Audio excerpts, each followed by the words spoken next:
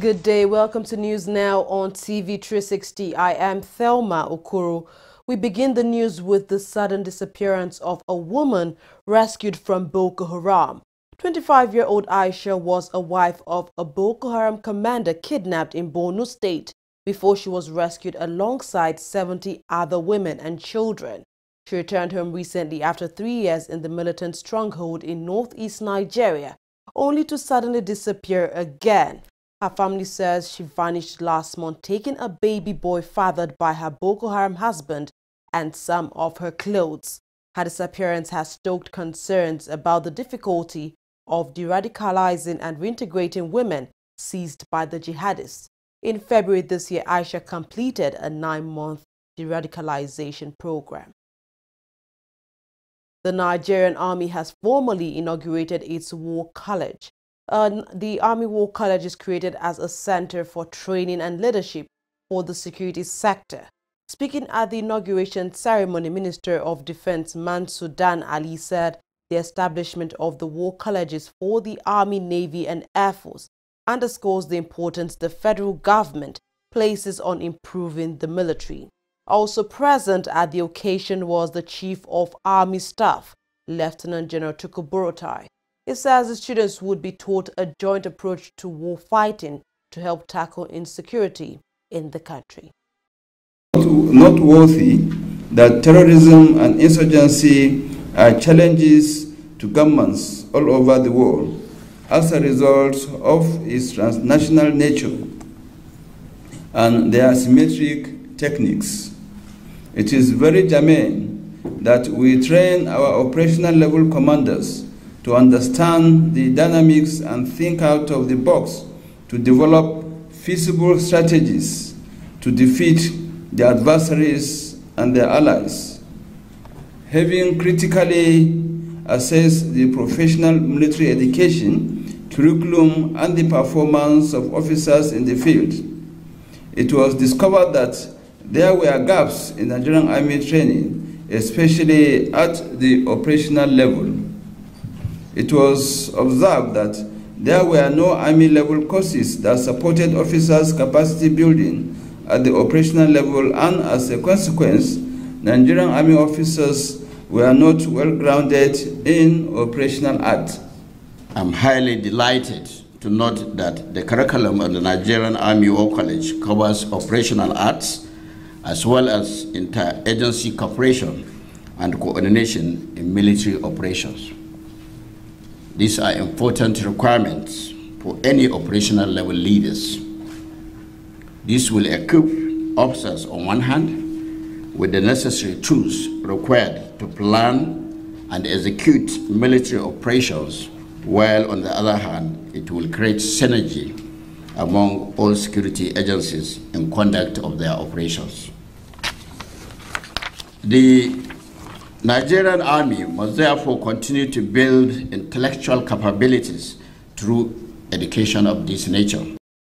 The European Union Commission has announced a donation of €143 million to help in the recovery of persons displaced by Boko Haram insurgency and to support the reconstruction needs of the northeast region. The package will provide basic services including energy, education, health, job creation, as well as other public financial management systems. It's also expected to help displaced people go back to work in the region. The Boko Haram insurgency has left more than 15,000 people dead and more than 2 million others displaced. A coalition of Niger Delta militants have issued yet another warning to northerners to leave the region before October 1st, 2017. The threat comes despite repeated warnings by acting President Yemi Osinbajo that the government will not tolerate any attempt to divide the country. Osinbajo held several meetings with leaders in the northeast and the southeast and vowed to clamp down on any group or persons who speaks against Nigeria's unity. It's the second time the group is threatening northerners to leave the region. More on our top stories. Nigeria's National Assembly has criticized a statement by acting President Yemi Osinbajo saying lawmakers have no powers to introduce new projects to the budget before passing it. Oshibajo had earlier this week, after signing the 2017 budget, blamed the delay in the signing of the document on changes made by the National Assembly. In separate plenary sessions, the Senate and House of Representatives stated the National Assembly's powers listed in the Constitution are definite. Minister of State for Petroleum Resources Ibe Kachuku says Nigeria spent a total of $65 billion on subsidies for petrol and kerosene between 2011 and 2015. The minister, speaking at a two-day African Modular Refinery Forum, says the amount excluded an estimated $6 billion lost by the country to vandalism of oil and gas pipelines. Kachuku, however, restated his objective while in office. He intends to attain 50% domestic refining capacity by fourth quarter of 2018 and 100% domestic refining capacity by fourth quarter of 2019. Nigerian lawmakers are making progress on the petroleum industry bill. It has now passed second reading and has been referred to a special House of Representatives ad hoc committee for further scrutiny. The bill, which has already been passed into law at the Senate, is meant to change everything from taxes to overhauling state oil firm NNPC, as well as environmental rules and revenue sharing in the country. The Osun State High Court has granted bail to Oba Ademola Ademuli and 5 other persons arraigned in connection with the communal clash in Ile-Ife, Osun State. The incident, which occurred on March 8 this year, according to the police, resulted in the death of at least 46 people. The suspects were arraigned on 14 counts of murder, armed robbery, arson, and other crimes. In granting them bail, the judge ordered the accused persons must drop bonds worth 5 million naira each. They are also to provide a surety of a level 14 officer or a recognized monarch in the country. A federal high court has granted permission to the federal government to shield witnesses in the trial of former National Security Advisor Colonel Sambo Dasuki, retired, for possession of firearms and money laundering. Justice Ahmed Mohammed, in his ruling, says the witnesses will, however, not be shielded to the lawyers in the case and the defendant. He says the application before his court is different from the application dismissed when the case was read before Justice Adeni Ademola on April 8, 2016. At least 60,000 candidates will have to rewrite their JAMB examinations. The Joint Admissions and Matriculation Board JAMB says the students were innocent of malpractice, but are among those affected by centers blacklisted for exam misconduct. The rescheduled exams will hold on July 1, 2017. At a meeting with chief external examiners and stakeholders on the conduct of the exams in Abuja, JAMB announced it had blacklisted 48 computer-based test centers over their alleged involvement in extortion and organized examination malpractices. The suspension of 24 CBT centers for 1 year. That means that the centers will not participate in 2018. And the delisting of 48 centers from participating henceforth from the examination of JAMB for serious technical deficiencies, extortion, organized examination malpractice, and other damaging infractions. The cancellation of results of 57,647 candidates in centers induced malpractice, and this 57,646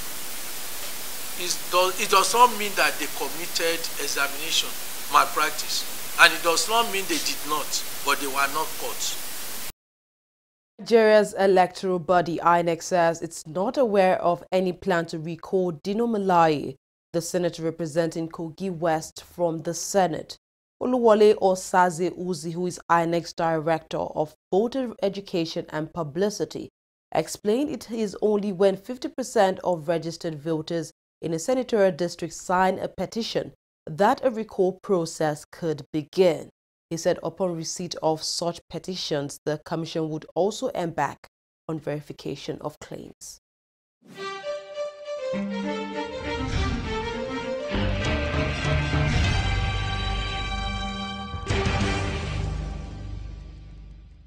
Corruption not in my country.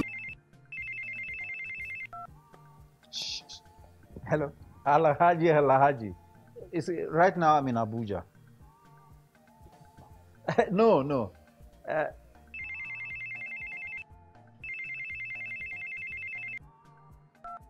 Hello, Adamu.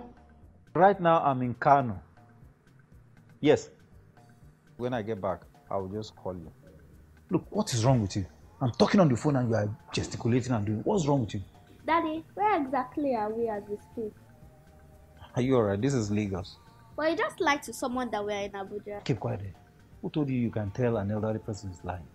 Daddy, you just lied. And by lying, you are raising corrupt children for the future of Nigeria. That is corruption, not in my country. Corruption not in my country.